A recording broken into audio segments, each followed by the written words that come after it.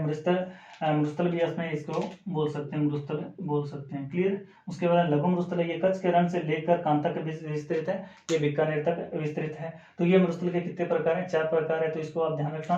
रेग क्या है? तो मिश्रित रेतीली मृदा वाला जो मिश्रित मरुस्थल है, इसको आप ध्यान रखना। तो ये मरुस्थल के कितने 4 प्रकार कौन से? महान मरुस्थल, हमादा, रेग और लघु मरुस्थल। तो इसको बढ़िया से आप देख लेना और बढ़िया से इसका मैप के अंदर इसका क्या करना है? ड्राइंग करना अपने हाथ से। और मरुस्थल के लिए, तार के मरुस्थल के लिए क्या शब्द प्रयोग में लिया गया? ग्रेट इंडियन डेजर्ट प्रयोग में लिया गया। अब अपने बात करते हैं आगे। मरुस्थल का अपने क्या पढ़ लिया? वर्गीकरण पढ़ लिया। अब मरुस्थल के अंदर अगर बात की जाए, मरुस्थल का बालुका मुक्त, ये अपने किसको पढ़ लिया? ये बालुका जो मुक्त प्रदेश था उसको अपने पढ़ लिया। अब अपने बात करते हैं बालुका स्तूप युक्त प्रदेश। अब बात की जाए, इसकी बात करें, ये टोटल कितने प्रतिशत क्षेत्रफल पे? 58.50% क्षेत्रफल पे विस्तृत है। अब इस पे अपने क्या करें? बात करने जा रहे हैं। तो सबसे पहले अगर बात की जाए मरुस्थल के अंदर, मरुस्थल जो अगर बात की जाए, यहाँ पे जो टीले बनते हैं ये 2 प्रकार से बनते हैं। ये 2 प्रकार से बनते हैं। एक तो किस प्रकार से? पवनों की गति के द्वारा बनता है, और दूसरा अपने यहाँ पे जो आकृति है वो इनके अंदर जो मरुस्थल है, मरुस्थलों की जो बात की जाए, ये किस प्रकार बनते हैं, किस तरीके से इनकी पहचान है। सबसे पहले अगर बात की जाए, पवनों द्वारा निर्मित टीले या स्तूप इसको बोल सकते हैं। दूसरा अपनी आकृति के लिए प्रसिद्ध है, आकृति के लिए प्रसिद्ध। तो इसको ये देख लेना। जो बालुका युक्त प्रदेश जो है, इसके अंदर अगर बात की जाए, पहले जो स्तूप है वो कौन से? अब पवनों के द्वारा निर्मित स्तूप होते हैं। दूसरे की अगर बात की जाए, जो आकृति के लिए प्रसिद्ध है, जैसे पवनों के द्वारा अपने अभी पढ़ेंगे, आकृति के अंदर भी अपने अभी देखेंगे। तो इस प्रकार यहाँ पर अगर देखा जाए इस क्षेत्र के अंदर, तो इन क्षेत्रों में अगर बात की जाए स्तूपों के अंदर, तो बालुका स्तूप जो है वो पवनों द्वारा निर्मित है, दूसरा अपनी आकृति के लिए। तो सबसे पहले अपने किसको पढ़ेंगे? जो अपनी पवनों के द्वारा, जो पवनों के द्वारा क्या है? निर्मित होते हैं। सबसे पहले अगर बात की जाए, किसकी बात करेंगे पवनों के द्वारा में? तो सबसे पहले अपन देखेंगे किसको? जो कि पवनों के द्वारा अनुदैर्ध्य स्तूप, अनुदैर्ध्य स्तूप का निर्माण कैसे होते हैं उसको देखो। ये पवन की दिशा है, पवन की दिशा, यहाँ पे स्तूप है। अब पवन की दिशा है, ये है। इस प्रकार से पवन की दिशा के साथ साथ में क्या, ये कण आगे उठकर यहाँ पे क्या बना रहे हैं? एक स्तूप बना रहे हैं, एक स्तूप बना रहे हैं। मतलब कि पवन की दिशा के समांतर बनने वाले स्तूपों को क्या बोलते हैं? अपने अनुदैर्ध्य स्तूप बोलते हैं। इनको क्या बोलते हैं? अनुदैर्ध्य। जो पवन की दिशा के समांतर स्तूप बनाते हैं, स्तूप जो बनाते हैं उसको अपने क्या बोलते हैं? अनुदैर्ध्य स्तूप। अनु तुम धैर्य रखो, मैं तुम्हारे समांतर है। तो इसको पूछा जा सकता है कि भाई इसका नाम पूछा जा सकता है कि समांतर स्तूप कौन से हैं, समांतर स्तूप कौन से? तो इसको ध्यान रखना, कौन सा? अनुदैर्ध्य स्तूप। इनको सीप स्तूप भी बोला जाता है, तो सीप नाम याद रखना। इनका उपनाम भी पूछा जा सकता है आपसे। इनको रेखीय स्तूप भी बोला जाता है कि रेखा के अंदर बन रहे हैं, रेखीय स्तूप, रेखीय स्तूप। इनको अनुदिश भी बोला जाता है, अनुदिश स्तूप भी बोला जाता है। तो इनका नाम याद रखना महत्वपूर्ण है। इनको समांतर स्तूप भी बोला जाता है, क्योंकि हवा के समांतर ये स्तूप बनते जाते हैं। जिससे हवा चलेगी तो इनके मिट्टी स्तूप से मिट्टी के कण आगे चलकर यहाँ से एक स्तूप का निर्माण और करते हैं। इस प्रकार के स्तूपों को अपने क्या बोलते हैं? अनुदैर्ध्य स्तूप बोलते हैं, समांतर स्तूप बोलते हैं, सीप स्तूप बोलते हैं। उसके अलावा रेखीय स्तूप है, अनुदिश स्तूप है। तो इनके नाम आप ध्यान रखना, मोस्ट इंपॉर्टेंट है, क्योंकि यहाँ से पूछा गया, क्वेश्चन के अंदर पूछा गया था। अब इनका विस्तार क्षेत्र की अगर बात कीजिए, विस्तार, तो मुख्य रूप से अगर विस्तार की अगर बात कीजिए, ये उन क्षेत्रों में मिलेंगे जहां पे कोई अवरोध ना हो, कोई अवरोध ना हो। अवरोध बहुत कम मिले, मतलब कि जहां पर कोई अवरोध न हो, अवरोध न हो। तो ध्यान रखना, अवरोध न हो तो वहां पर क्या मिलेंगे आपको? ये स्तूप मिलेंगे। जैसे मुख्य रूप से अगर बात की जाए, जैसलमेर में अगर देखा जाए, जैसलमेर में हो गया, उसके अलावा बाड़मेर में, बीकानेर में, इन क्षेत्रों में क्या मिलेंगे? बीकानेर, बाड़मेर, इन क्षेत्रों में क्या मिलेंगे आपको? ये स्तूप देखने को मिलेंगे। उसके अलावा और भी क्षेत्रों में मिलेंगे, पर मुख्य रूप से अगर देखा जाए तो ये आपको कहाँ मिले? जैसलमेर, बीकानेर और बाड़मेर में देखने को मिलेंगे। तो ये अपना सबसे पहला जो स्तूप का प्रकार है वो कौन सा? अनुदैर्ध्य स्तूप। इसका नाम याद रखना, कौन सा स्तूप है? समांतर स्तूप है। उसके अलावा सीप स्तूप है, रेखीय स्तूप है या अनुदित स्तूप है, तो इस प्रकार इसका नाम आप ध्यान रखना। तो ये अपना सबसे पहला स्तूप हो गया, कौन सा? अनुदैर्ध्य स्तूप। अनुदैर्ध्य को याद किस प्रकार रखेंगे कि अनु तुम धैर्य रखो, मैं तुम्हारे समांतर समांतर आ रहा हूं, तो इस प्रकार इसको याद रखना। तो सबसे पहला स्तूप का प्रकार कौन सा हो गया? अपना अनुदैर्ध्य स्तूप हो गया। विस्तार जिले अगर बात की जाए तो जहां पर कोई अवरोध ना हो, बहुत कम अवरोध मिले, जैसे जैसलमेर, बीकानेर और बाड़मेर के अंदर देखा जाएगा इनको। उसके बाद में अगर बात की जाए, इसके बाद में अगर बात की जाए तो कौन सा स्तूप आ जाएगा? अनुप्रस्थ स्तूप। अनुप्रस्थ स्तूप की अगर बात की जाए, दूसरा स्तूप कौन सा आ जाएगा? अनुप्रस्थ स्तूप। क्लियर है? दूसरा स्तूप कौन सा भाई? अनुप्रस्थ स्तूप की अगर बात की जाए, जैसे अगर बात की जाए हवा स्तूप, यहां पर कोई अवरोध आ गया, यहां पर कोई अवरोध आ गया, तो हवा की वजह से ये क्या? पवन। इसकी वजह से ये क्या हो गया? इसके लंबवत क्या हो गया?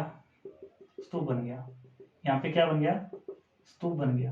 स्तूप के कण उड़कर कहां पे जमा हो गए? यहाँ पे कोई अवरोध आ गया। अवरोध, अवरोध मतलब पहाड़ी वगैरह आ गई, कुछ भी आ गया, तो जहां पर क्या पहाड़ी के लंबवत ये क्या हो जाएंगे? लंबवत खड़े हो जाएंगे, लंबवत या समकोण पे। तो पहाड़ी को क्या समकोण पर ये क्या करते हैं? पहाड़ी के या किसी भी अवरोध के समीप क्या हो जाएंगे? ये लंबवत खड़े हो जाएंगे। ऐसे स्तूपों को अपने क्या बोलते हैं? अनुप्रस्थ स्तूप बोलते हैं। तो इसको आप ध्यान रखना।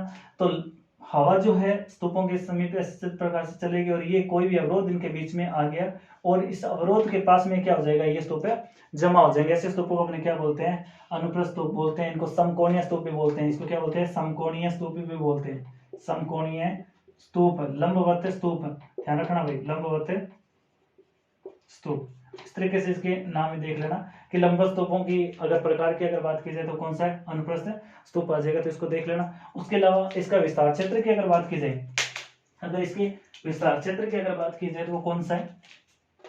विस्तार। विस्तार क्षेत्र में अगर देखा जाए तो मुख्य रूप से जहां पर अवरोध होगा, जहां पर इसका कहां पर अवरोध होगा, जहां पर क्या होगा? अवरोध होगा।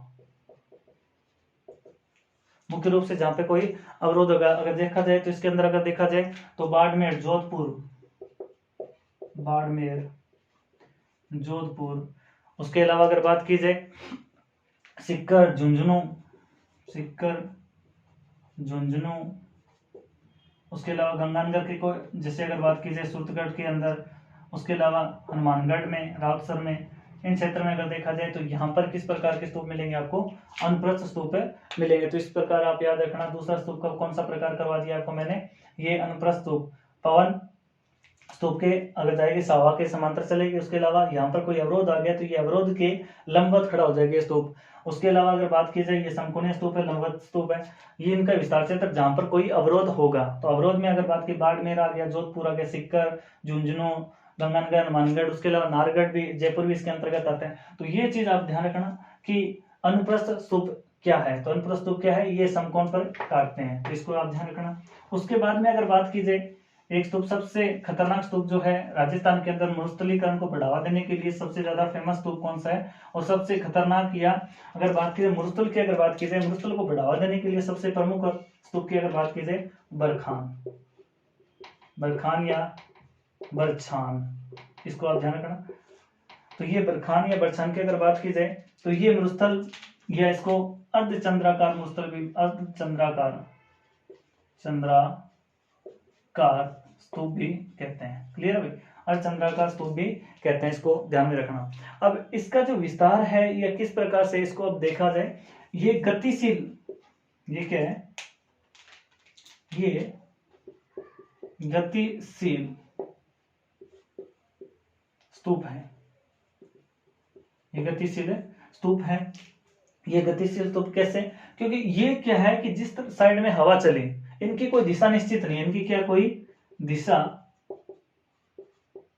निश्चित नहीं है, याद रखना भाई, इनकी कोई दिशा निश्चित नहीं है। इन्हें गतिशील स्तूप भी कहा जाता है। अब ये खतरनाक क्यों है? क्योंकि ये जो है इनकी कोई गति निश्चित नहीं है, तो एक स्थान से दूसरे स्थान पर इस प्रकार से ये बढ़ते जाते हैं, इस प्रकार से ये बढ़ते जाते हैं। तो इनको ध्यान रखना यहाँ पे साइड पे नोट करके लिख लेना कि कौन सा मरुस्थल जो है ये मरुस्थल के बढ़ाने के अंदर उत्तरदायी है। तो मरुस्थल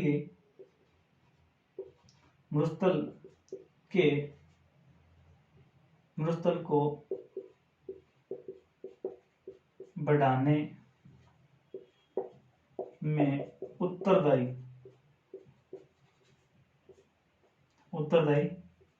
स्तूप कौन से हैं? बरखान स्तूप। इसको ध्यान रखना। गतिशील मरुस्थल है, निश्चित इनकी कोई दिशा नहीं है। और मुख्य रूप से अगर देखा जाए सबसे प्रमुख, अगर विस्तार की अगर बात की जाए विस्तार में अगर देखा जाए तो भालेरी कहां पे है? चूरू के अलावा अगर बात की जाए तो ये अगर देखा जाए बालोतरा में है। बालोतरा कहाँ है? बाड़मेर में। ओसियां जोधपुर में आ जाएगा। उसके अलावा सूरतगढ़ में भी है, रावतसर में भी है। इस प्रकार के आपको कहाँ पे मिलेंगे? स्तूपों के प्रकार आपको देखने को मिलेंगे। उसके अलावा अगर बात की जाए लोणकरसर में भी है, देशनोक में भी है। लोणकरसर, देशनोक, तो ये चीज आप ध्यान में रखना। इन स्तूपों के प्रकार के विस्तार की अगर बात की जाए सबसे ज्यादा प्रमुख रूप से अगर प्रसिद्ध की अगर बात की जाए तो बालेरी चूरू के अंदर है। उसके अलावा बालोतरा में, ओसिया में, सूरतगढ़ के अंदर है। उसके अलावा रावतसर के अंदर है, लोणकरसर, देशनोक, इन क्षेत्रों के अंदर इसका क्या प्रमुख रूप से विस्तार है। और इनकी कोई दिशा निश्चित नहीं है। गतिशील मरुस्थल है, इन्हें अर्धचंद्राकार मरुस्थल की भी संज्ञा दी गई है। उसके अलावा ये सबसे खतरनाक मरुस्थल है। मरुस्थल के बढ़ावे के लिए सबसे प्रमुख उत्तरदायी मरुस्थल कौन सा है? ये बरखान मरुस्थल है। तो इसको आप ध्यान रखना। प्रमुख रूप से ये पूछा जाता है कि सर्वाधिक कहां पर मिलते हैं? तो बालेरी चूरू के अंदर मिलते हैं ये मरुस्थल। तो इस प्रकार आपने देखा है कि ये अगर बात की जाए पवनों के दिशा के, अगर बात की जाए पवनों के द्वारा निर्मित मरुस्थल की अगर बात की जाए, स्तूपों की अगर बात की जाए तो वो कौन कौन से अपने पढ़े हैं? एक तो अनुदैर्ध्य स्तूप पढ़ लिया, उसके अलावा अपने अनुप्रस्थ स्तूप पढ़ लिया। अब अपने बात करते हैं आकृति के आधार पर प्रमुख जो स्तूप है उनको अपने देख लेते हैं। आकृति के आधार पर अगर बात की जाए तो सबसे पहले की अगर बात की जाए सबसे पहले कौन सा है? आकृति के आधार पर मैं बात कर रहा हूं। आकृति के आधार पे अगर बात की जाए सबसे पहले पैराबोलिक स्तूप, तो इसको ध्यान रखना। उसके बाद में अगर बात की जाए तारा स्तूप, उसके अलावा अगर बात की सब्र काफिज स्तूप, तो इनको आप ध्यान रखना। इनकी आकृति, ये आकृति के लिए प्रसिद्ध स्तूप है। इनकी आकृति के लिए प्रसिद्ध स्तूप की अगर बात की जाए तो ये स्तूप जो है ये अपने आकृति के लिए प्रसिद्ध स्तूप है। अगर बात की जाए यहाँ पर, अगर बात की जाए ये जो है ये संपूर्ण मरुस्थल में ये पाए जाते हैं। संपूर्ण मरुस्थल में पाया जाता है। अगर इनकी अगर बात की जाए पैरा का मतलब परवलय प्रकार के स्तूप है। और उसके अलावा अगर बात की जाए इन्हें अर्धचंद्राकार स्तूप भी बोला जाता है। अर्धचंद्राकार स्तूप हो गया। उसके अलावा इन्हें हेयरपिन की आकृति का स्तूप भी बोला जाता है। मतलब इनकी आकृति इस प्रकार से बनती रहती है। तो हेयरपिन की आकृति के आधार पे भी है। उसके अलावा अगर बात की जाए इसके आधार पे अगर बात की जाए तो यहाँ पर एक स्तूप है, इस प्रकार की आकृति के लिए प्रसिद्ध है। ये संपूर्ण मरुस्थल में पाया जाता है। उसके अलावा अगर बात की जाए ये तारा बालुका स्तूप की अगर बात की जाए तो ये हमादा जो है, हमादा के आसपास में लगभग ये स्तूप पाए जाए मिलेंगे आपको। हमादा के समीप विस्तृत है। हमादा के समीप आपसे पूछ लिया जाए कि हमादा के समीप कौन से मरुस्थल, कौन से प्रकार के स्तूप है पाए जाते हैं, तो इसको आप ध्यान रखना। हमादा के समीप अगर देखा जाए तो कौन से स्तूप पाए जाएंगे। और मुख्य रूप से इनका क्षेत्र पूछ लिया जाए, तो इसका क्षेत्र विस्तार क्षेत्र बात करें तो पोखरण, अगर बात की जाए मोहनगढ़, पोखरण, सूरतगढ़, मुख्य रूप से इन क्षेत्र में क्या मिलेंगे आपको? तारा बालुका स्तूप मिलेंगे। और भी बहुत सारे क्षेत्रों में मिलेंगे, परंतु मुख्य रूप से अगर बात की जाए मोहनगढ़, पोखरण और सूरतगढ़, यहाँ पर किस प्रकार के स्तूप पाएंगे आपको? तारा बालुका स्तूप मिलेंगे। उसके बाद सबर स्तूप क्या होते हैं? सबर स्तूप वो स्तूप होते हैं जैसे मान लो कोई वनस्पति है, वनस्पति के पास में जो स्तूप बन जाते हैं उनको क्या बोलते हैं? सब्र काफिज स्तूप बोलते हैं। तो ये चीज ध्यान रखना, ये स्तूपों के प्रकार हैं। अवरोधी एक नेटवर्क स्तूप होते हैं, नेटवर्क स्तूप जो लगातार बढ़ते हैं, नेटवर्क स्तूप, नेटवर्क स्तूप को भी देख लेना, ये नेटवर्क स्तूप जो लगातार एक दिशा में बढ़ते हैं, उसको भी देखें। उसके अलावा एक क्वेश्चन बच्चे ने पूछा कि सर लोएस का मैदान, लोएस का मैदान जो पवनों द्वारा निर्मित, इसको क्या लिखें, पवनों द्वारा निर्मित मैदान को क्या बोलते हैं, लोएस का मैदान। तो इसको भी आप ध्यान रखना कि लोएस का मैदान क्या है, जो पवनों के द्वारा क्या होते हैं, निर्मित हो। उसके अलावा रेगिस्तान का मार्च, रेगिस्तान का मार्च, तो रेगिस्तान का आगे बढ़ना, रेगिस्तान का क्या होता है, आगे बढ़ना। आपको पता है गर्मियों के अंदर मार्च के अंदर बाद से क्या होता है, हवाएं चलती। तो यहाँ पर अगर देखा जाए मार्च के बाद में क्या होता है, जो मरुस्थल है वो हवाओं के साथ में क्या होता है, बढ़ता है। तो रेगिस्तान का मार्च क्या है, सबसे पहले आपने पता रेगिस्तान का मार्च क्या है, ये रेगिस्तान का बढ़ना, रेगिस्तान का बढ़ना। तो इस तरीके से आप याद रखना, रेगिस्तान का मार्च क्या है, रेगिस्तान का एक स्थान से आगे स्थान पर बढ़ना। और नेटवर्क स्तूप है वो क्या है, आगे इस तरीके से समांतर रूप से बढ़ते रहना। तो ये अपने आज बात करिए बालुका स्तूपों के अंदर।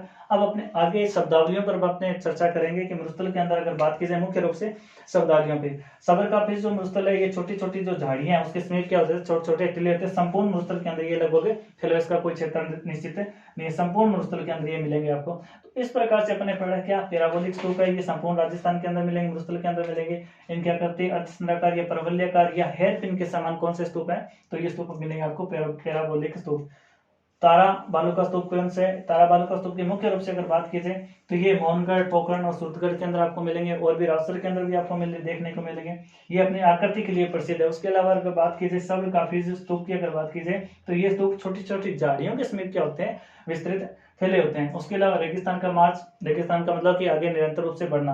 उसके बाद लोएस का मैदान क्या होता है कि पवनों द्वारा क्या होता है, मैदानों का निर्माण होना। तो इस प्रकार से अपने बात कर ले मरुस्थल के प्रकारों को लेकर के, मरुस्थल के किस किस प्रकार से अपने बात कर ली। पहले तो अपने मरुस्थल को पवनों के द्वारा जो स्तूप बनते हैं, पवनों द्वारा बनने वाले स्तूपों की बात करी। अब अपने आकृति के आधार पे जो अपनी आकृति के लिए विशेष रूप से जाने जाते हैं, तो अपने बात करी पैराबोलिक स्तूपों में बात कर ली, तारा बालुका स्तूपों में बात कर ली। उसके अलावा सब्र काफिज स्तूप पर अपने क्या कर ले, बात करें। तो आज अपने इतना पढ़ेंगे। उसके बाद में अपने आगे जो पढ़ेंगे उसके अंदर पढ़ेंगे बालू जो स्तूप है, स्तूपों के अंदर जो प्रमुख रूप से जिस शब्दावली है, खड़ीन क्या है, बालसम क्या है, रन क्या है, इन सब चीजों पर अपने बात करेंगे। तो इसको कंटिन्यू आप देखते रहना, और जितना हो इसको लाइक शेयर करना, और जितना हो सके इसको शेयर करना भी, ठीक है। मैं इतनी मेहनत कर रहा हूँ तो इसको आप जितना हो सके शेयर करना। ओके, जय हिंद।